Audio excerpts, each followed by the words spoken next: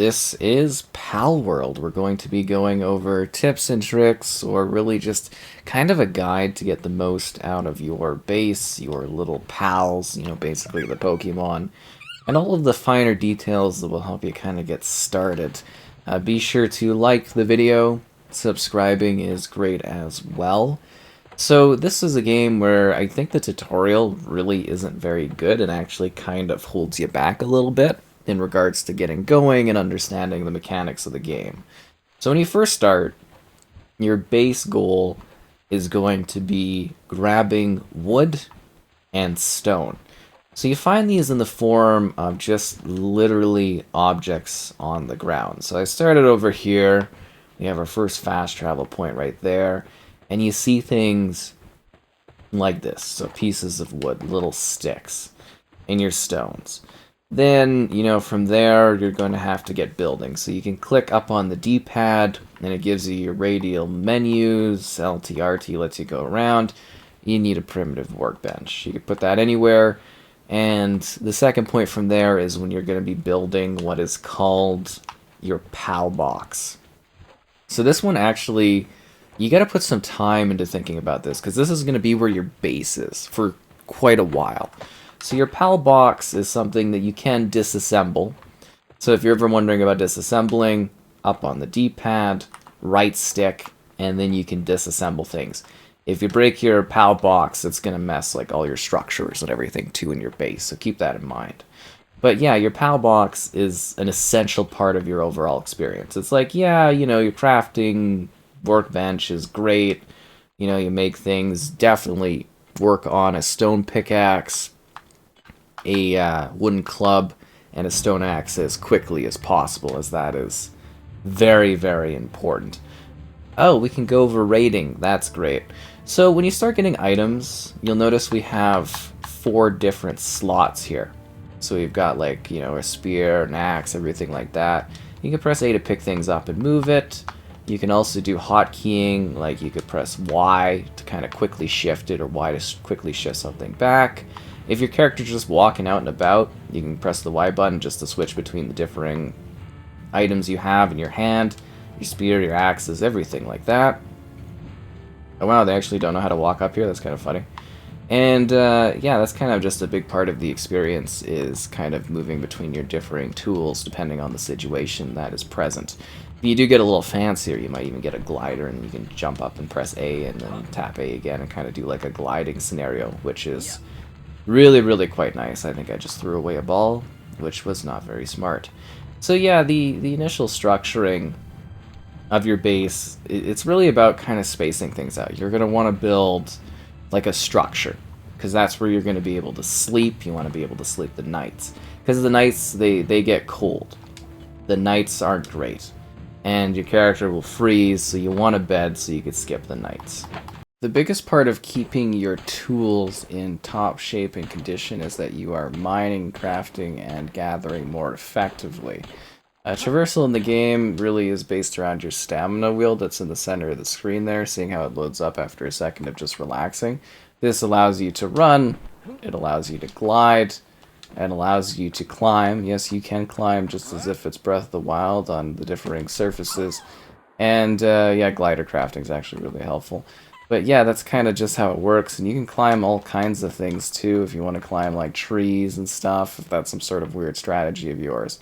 But it all revolves around stamina, so make sure your stamina meter is good, as that could cause problems such as falling to your death, or maybe even, say, drowning in the water or something like that, as the world is full of places to go, and you can traverse it through a number of easy ways.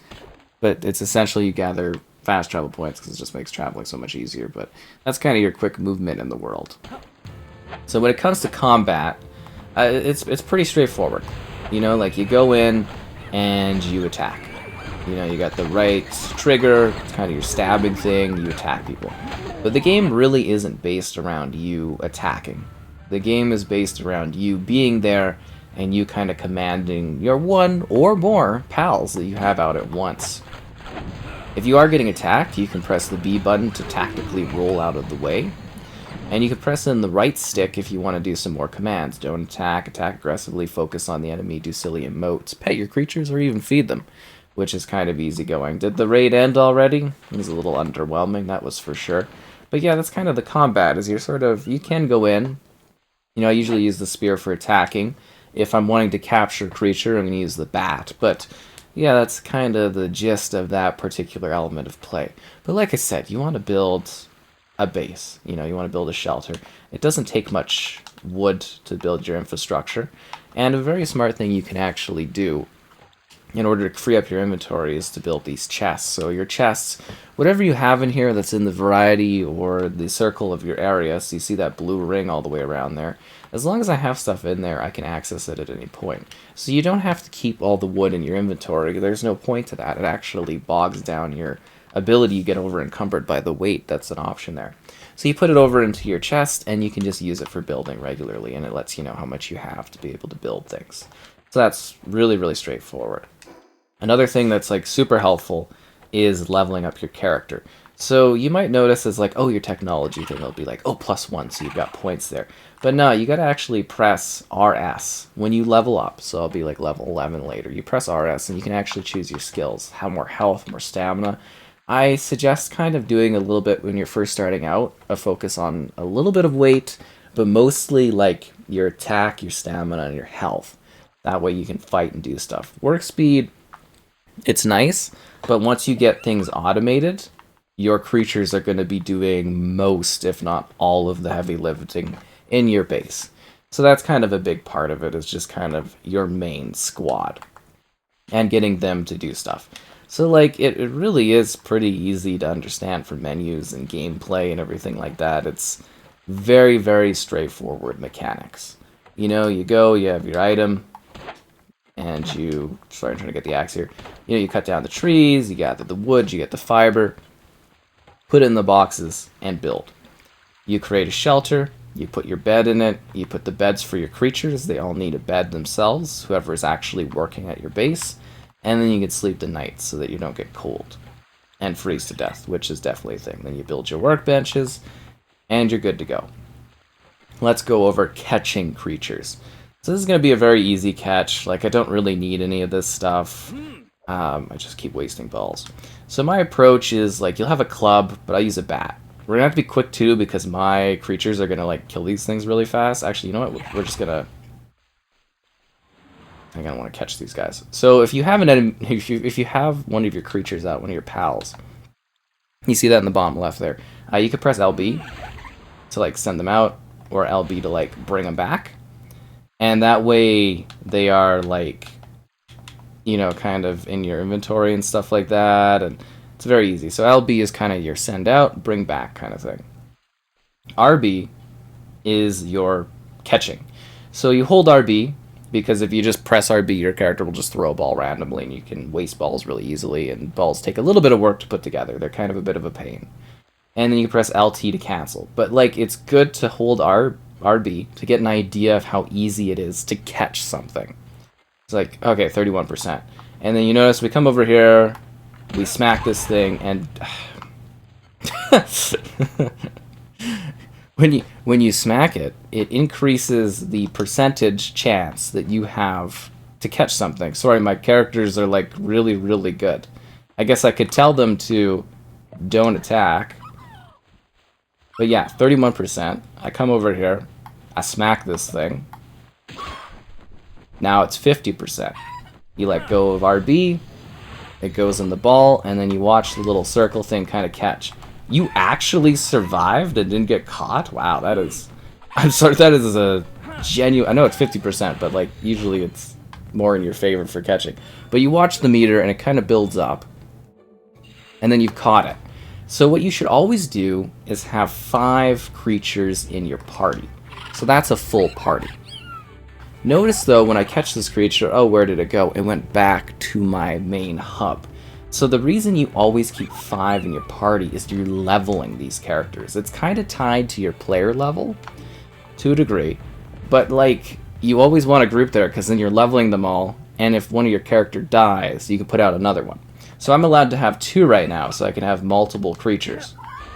I can have 2 of them with me doing stuff. at once, kind of battling, you know, going out there, whatever. So that's really helpful, and you can improve that and blah, blah, blah. But yeah, you always want to be having a party that you're leveling, because the creatures you don't use are going to be back here, and they're going to be in this box, and you can use them and later. And so what you do to manage your units is you have so many that you're allowed that are working, and you need to pick the ones that do stuff. So you press X, and you look at their skills. What do they do? Okay, gathers, farms.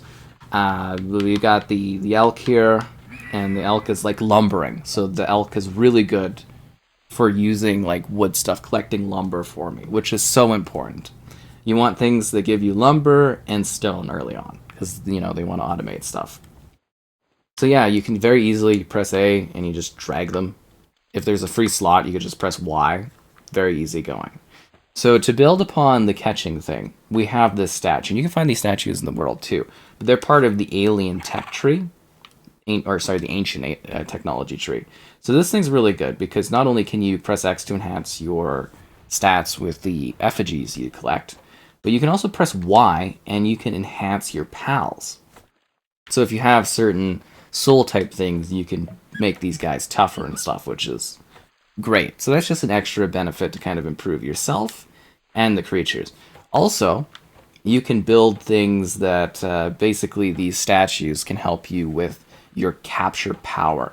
So if I get more effigies, I can improve my ability to capture the creatures. So it just increases your statistical chance of being able to catch these creatures out there in the wild. And like with Pokemon, there are like shinies and or luckies or different rarities. So this is a rare Artesian giant, well basically they're like sheep things. But yeah, your Pokemon, yes, your Pokemon, your pals, they all have different roles. So this one waters.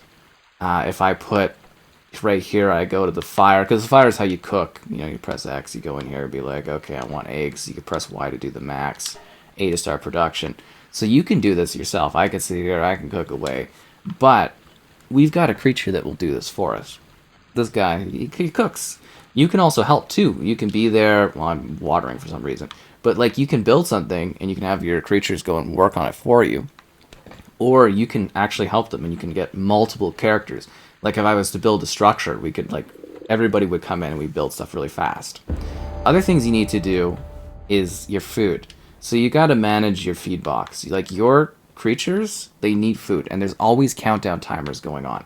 Like they need to be fed. They need to have these boxes in convenient places to be able to eat. So I got one there. I got one over by the ranch. They need food. They need to be kept fed, or they're going to be unhappy. You see all that information on the right-hand side where your base info is. You know, feeling sick, feeling injured. Some of your other creatures will take care of injured ones, everything like that. But it's really important. You also need to take care of yourself and the creatures in your party. So you go to something like a food. Let's go to the kebab. You press Y, which is like basically your use system. And you go to yourself. You see that yellow bar? That's how hungry I am. So, you know, it takes food and everything like that. Stamina and stuff matters. So you press A, and then your character uses that. So you go and you see now the yellow bar is pretty good. It's like, oh, Capridy, looking kind of hungry. A button. And then your team is fed. Your team is able to do all the stuff you need to do. It's very important. And it's like not a super big deal right now if you're not cooking things, but pretty straightforward. We're going to go to bed because we don't want to deal with the night and the cold and, you know, clothing, and obviously everything helps with the cold too, and there's different clothing for different climates, but not a big deal. Just go to bed, everyone sleeps, everyone rests, everything's good. A quick note that it's really good for leveling your characters just by fighting random enemies in order to kill them, but anything you do in the game is constantly giving you new abilities, points, and new XP.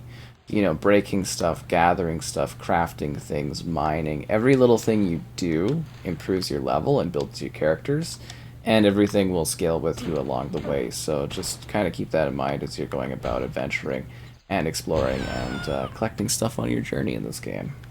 And when I mean automated, it's literally automated. Like these guys, they just go, they do jobs, they do things they need to.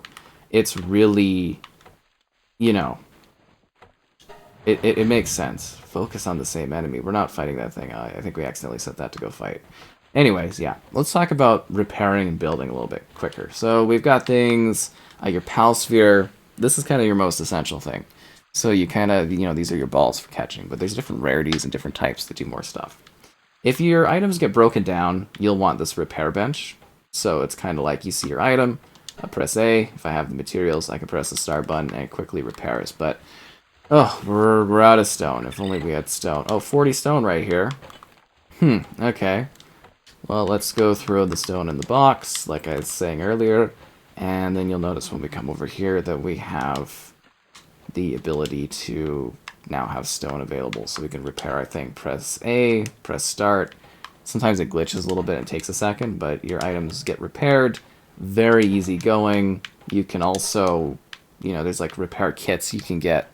There's all that kind of stuff. And then there's the more advanced like PAL workbench, and there's other more intricate building things that you kind of get to as you go on, like the logging site and the stone pit. They're so helpful. Like your creatures, they'll regularly go and they'll like gather wood, they'll gather berries, they'll break rocks. Like the cat was kind of funny. It was just smash its head against the rocks in order to capture it. But now we have it where it's like, we actually have these structures. So when you're encumbered, you like literally can't move, or you can move like very slowly, which is kind of funny. Like 792 is kind of a little bit funny there for too much space. But you can take an item, you can split it very easily, and then you can press A to drop it, and then you can kind of move, get to your bench, and then throw, well, I guess your chest, and throw the wood in there, and then you're like not encumbered. But when you're like little encumbered, it's like you move slow. Too much is just like literally you can't do anything, which is kind of funny. But yeah, I really do genuinely like what they've kind of set up here for structures and stuff. Like once you kind of get the feel of it, or at least get sort of shown what you're doing and everything like that, it makes sense. Like it might seem really like a lot, if that makes sense. Like it might seem like a lot to kind of take in, but once you get going and you understand things, it's kind of like, oh, okay, well this all makes sense. This is all, very logical. You gather stuff here, you do stuff here, you put things there, and it's like, okay. And it all comes together quite nicely. You're constantly like evolving your stuff, and at first you have to start farming, but then you've got characters that are farming themselves, like for themselves. Like this whole thing is just all automated. You can set up like commands for things to go really quickly. It's super simple to get stuff set up, and then you have just like an abundance of resources once things are smoothly going. You know what I mean? Like once you've got everything set up, you are rolling, you are doing stuff, you are getting the job done. And then from there, it's like the smaller stuff. So we did this, now we're at the technology. So the technology tree is where you get your abilities, what you need. What is next? What is your goal? So we're getting the high quality workbench, because we definitely need it. A wood gate, which would definitely be nice. A submachine gun. Oh, that might be fun. Because remember, it is, it's Pokemon with guns. But, it's kind of important to get the technology we need for the missions. So the tutorial, again, useless in the top right there. I wish you could turn it off. You can't seem to. I should also mention that there is an FOV. Like, you can actually go to graphics and you can change the FOV if you'd like to. But anyways, the game's missions are very important. So we showed off the X button, we showed off the PAL management, but if you press Y, you have missions. You have to upgrade your base in order to have more PALs. So you see here, once we get the high quality workbench, we build the medieval medicine workbench, we can increase one more PAL working at base, and we don't have more buildable bases at this point, but we can have another PAL working, which means another creature doing their job. We can also use this as a fast travel point. Every time you reach a new place, it becomes a fast travel point. And you'll want to go visit new areas because you might get something like a small settlement, and a small settlement is where you can do trade with the gold coins and stuff you collect during your battles. Pretty cool, right? And then you can also see every time you wave over an item you want to build, what the resource requirements are. It's very, very simple. It's all actually relatively just straightforward. You do also need defenses, you need to build things up, there's decorative things. But, like, the core bases are things we've all kind of gone over. You need to manage your food, you need to manage your resource collection, you need to be able to go out there and capture and create things. And I think the fundamentals have kind of been gone over, right? And then from there, it's just iterating upon what you've already got. And you know there's different biomes for different creatures, and there's different places you can go and different things you can see, and there's lots of tools and abilities you can have access to. I can't believe I keep wasting balls like that. It drives me crazy. It's way too easy to accidentally do that. But yeah, we've kind of gone over, I think, most of the key elements of play. I would recommend when you're managing your critters, your creatures, your pals, just make sure they have a bed. Make sure that there is adequate food nearby where they are, where they're working. Make sure that you pick the right ones for the right job. You can literally press start at any point, and you can go to your pal deck, pick any of them, and you can sit there, press the Y button for them to cry. But you can sit there and you can look like their, habitats. Where are they found? Their stats. What do they have to offer? What are they suitable for working? Kindling, great. Building, helping with food. Water type, what are you going to be doing? Watering. You pick and choose which ones are good for battle, usually high level ones or ones you can improve, and then you pick ones that are going to be good for doing different jobs. One that's good for chopping the wood, one that's good for collecting the rocks, one that can manage your food allocation, stuff like that, one that can do the workmanship. They all have different skills, they all have different abilities, and all of that kind of factors in.